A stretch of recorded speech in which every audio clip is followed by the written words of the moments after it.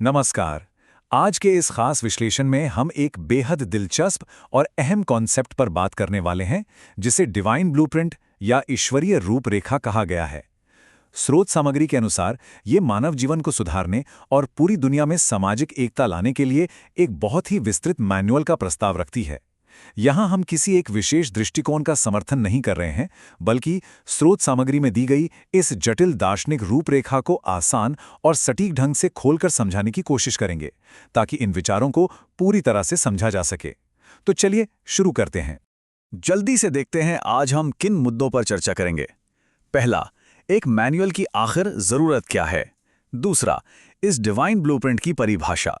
तीसरा, सुधार के 3 चरण। चौथा, मास्टर स्ट्रोक क्या है। पांचवां, एक ऐतिहासिक उदाहरण। और आखिर में इस सब का अंतिम लक्ष्य। आइए सबसे पहले हिस्से पर चलते हैं, एक मैनुअल की जरूरत। हम सबने अपनी आम जिंदगी में एक अजीब सा विरोधाभास जरूर देखा होगा। जब भी कोई भयानक प्राकृतिक आपदा आती है ना, जैसे कि कोई बड़ी बाढ़ या भूकंप, तो लोग तुरंत एकजुट हो जाते हैं। उस वक्त जाति, धर्म या भाषा की सारी दीवारें अचानक से टूट जाती हैं। लेकिन दूसरी तरफ शांति के समय में वही समाज आपस में बुरी तरह बंट जाता है। ऐसा क्यों होता है कि मुसीबत के वक्त हम एक हो जाते हैं, पर शांति के वक्त रोजमर्रा की जिंदगी में सबसे ज्यादा विभाजन और टकराव पैदा कर लेते हैं? इसे एक बहुत ही व्यावहारिक उदाहरण से समझते हैं। घर में रखा एक साधारण सा मिक्सर हो या बाहर खड़ा स्कूटर, इन मशीन्स को चलाने और खराब होने से बचाने के लिए एक मैन्युफैक्चरर्स मैनुअल की जरूरत पड़ती है, राइट? अब जरा मानव मस्तिष्क और इस शरीर के बारे में सोचिए। ये किसी भी मशीन के मुकाबले अनंत गुना ज्यादा कॉम्प्लेक्स है। स्रोत का मूल तर्क यहां पर यह है कि अगर एक साधारण सी मशीन बिना मैनुअल के सही ढंग से काम नहीं कर सकती, तो इतनी जटिल मानव संरचना बिना अपने रचनीयता यानी क्रिएटर के मैनुअल के बिना किसी टकराव के सफलतापूर्वक कैसे चल सकती है? ये लॉजिक इस पूरी चर्चा की बुनियाद है। अब आगे बढ़ते हैं हमारे दूसरे हिस्से की तरफ, इस डिवाइन ब्लूप्रिंट को परिभाषित करना। यहां स्रोत सामग्री एक मूल अरबी शब्द का जिक्र करती है, इस्लाम। इस संदर्भ में इसके 2 मेन मतलब स्पष्ट किए गए हैं। पहला अर्थ है शांति और दूसरा अर्थ है क्रिएटर यानी रचनीयता के आदेशों के आगे समर्पित होना। दिलचस्प बात यह है कि स्रोत इस समर्पित होने को कोई हवाई या थ्योरेटिकल दर्शन नहीं मानता, बल्कि ये शांति प्राप्त करने के लिए एक बेहद प्रैक्टिकल क्रियात्मक जीवन योजना है, एक ऐसा एक्शन प्लान जिसे असल जिंदगी में उतारा जा सके।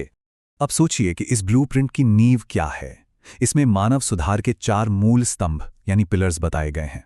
पहला है शुद्ध एकेश्वरवाद, जिसका मतलब है सिर्फ एक ईश्वर में अटूट विश्वास। दूसरा है स्पष्ट जवाबदेही, यानी मृत्यु के बाद के जीवन में अपने हर एक कर्म का हिसाब देना होगा। तीसरा बड़ा पिलर है मानव समानता। इसका तात्पर्य है कि सभी इंसान एक ही नस्ल के हैं, इसमें अमीर गरीब या ऊंच नीच का कोई भेदभाव नहीं होना चाहिए। और चौथा है ईश्वरीय मार्गदर्शन, जिसमें पैगाम्बरों और पवित्र ग्रंथों को शामिल किया गया है। स्रोत के मुताबिक किसी भी सामाजिक सुधार की पूरी बिल्डिंग इन्हीं 4 पिलर्स पर टिकी होती है। चलिए अब आते हैं तीसरे भाग पर, सुधार के 3 चरण यानी 3 स्टेप्स ऑफ रिफॉर्म। ये मैनुअल सिर्फ थ्योरी नहीं बताता, बल्कि बिल्कुल स्टेप बाय स्टेप इंस्ट्रक्शंस देता है।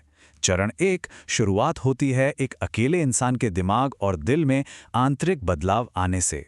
चरण 2 जैसे ही ये आंतरिक बदलाव होता है, नेचुरली एक नैतिक अनुशासन और सामाजिक जिम्मेदारी यानी सोशल रिस्पॉन्सिबिलिटी पैदा होती है। और फिर आता है चरण 3, जब लोग इस बदलाव के साथ आपस में जुड़ते हैं, तो वो सामाजिक बुराइयों के खिलाफ सामूहिक और स्वैच्छिक कदम उठाते हैं।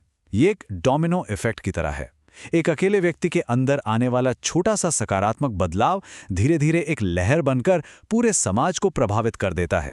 चौथा भाग, द मास्टर स्ट्रोक, ये इस रूपरेखा का सबसे खास हिस्सा है। तो आखिर वो सबसे बड़ा मास्टर स्ट्रोक क्या है? वो ये है, पहले खुद को सुधारिए, दुनिया खुद ब खुद सुधर जाएगी। स्रोत सामग्री इस बात पर सबसे ज्यादा जोर देती है कि दुनिया में सच्चा और स्थायी बदलाव लाने के लिए जद्दोजहद बाहर नहीं, अंदर करनी होती है। ये पूरी तरह से एक इंटरनल प्रोसेस है। किसी और को बदलने का दबाव बनाने की बजाय सबसे पहले अपनी खुद की खामियों पर काम करना ही इसका मुख्य आधार है। लेकिन क्या ये सब सिर्फ दार्शनिक बातें हैं? बिल्कुल नहीं। इस मैनुअल में इस इंटरनल शिफ्ट को सामाजिक स्तर पर लाने के लिए ठोस प्रैक्टिकल ड्यूटीज को जोड़ा गया है। उदाहरण के लिए, हर रोज एक साथ मिलकर की जाने वाली 5 वक्त की प्रार्थना या नमाज। जब लोग कंधे से कंधा मिलाकर खड़े होते हैं तो ऊंच नीच, जाति और वर्ग की सारी दीवारें अचानक टूट जाती हैं। वहीं ज़कात या गरीब टैक्स आर्थिक असमानता को कम करने और गरीबी मिटाने में डायरेक्ट रोल निभाता है। ये डेली आदतें पैसे और रुतबे के अहंकार को खत्म करके एक ऐसा मजबूत भाईचारा बनाती हैं जो समाज में होने वाले किसी भी अन्याय को रोकने की पूरी क्षमता रखता है। 5वां भाग, एक ऐतिहासिक उदाहरण। क्या सच में इसने कभी काम किया है? इतिहास पर अगर गौर करें तो स्रोत बताता है कि पैगंबर मोहम्मद ने अरेबिया में इस एग्जैक्ट रूपरेखा को कैसे लागू किया था। पहले फेज में बेहद कठोर और असभ्य माहौल वाले व्यक्तियों को सुधार कर उन्हें अनुशासित लोगों में बदला गया। दूसरे फेज में गरीबी को जड़ से मिटाकर एक समृद्ध यानी प्रॉस्परस समाज का निर्माण किया गया। और तीसरे फेज में आते आते एक ऐसी नेतृत्व प्रणाली स्थापित की गई जो पूरी तरह से जवाबदेह थी। स्रोत बहुत ऑब्जेक्टिवली दर्शाता है कि इस सटीक ब्लूप्रिंट ने कैसे एक बढ़ते हुए कबीलेवार समाज को एक शांतिपूर्ण और जवाबदेह समुदाय में तब्दील कर दिया था। और अब हम आते हैं अपने छठवें और अंतिम भाग पर, अंतिम लक्ष्य। अब जो बात सबसे ज्यादा दिलचस्प है वो यह कि स्रोत सामग्री दोहरे लक्ष्यों यानी डुअल गोल्स की बात करती है। एक तरफ इस दुनिया में एक शांतिपूर्ण, अनुशासित और स्वस्थ जीवन का वादा, और दूसरी तरफ मृत्यु के बाद के जीवन में, जिसे हेयर आफ्टर कहा गया है, वहां स्थायी आनंद और शांति। इस पूरे फ्रेमवर्क का आशय यह है कि अगर आज शांति, समर्पित भावना और अनुशासन के बीज बोए जाते हैं तो उसका फल इस दुनिया में भी मिलता है और आगे आने वाले स्थायी जीवन में भी स्थायी शांति मिलती है। ये ब्लूप्रिंट वर्तमान और भविष्य दोनों पहलुओं को आपस में बखूबी जोड़ देता है। इस पूरे विश्लेषण को समझने के बाद एक आखिरी और गहरा सवाल हम सबके सामने आता है। आने वाले कल में एक एकजुट और बेहतर समाज बनाने के लिए आज एक आम व्यक्ति को अपने अंदर क्या सक्रिय यानी प्रोएक्टिव सुधार करने चाहिए? आंतरिक आत्मसुधार की इस असीम शक्ति पर जरूर विचार कीजिएगा, क्योंकि एक बेहतर दुनिया की शुरुआत हमेशा एक अकेले इंसान से ही होती है।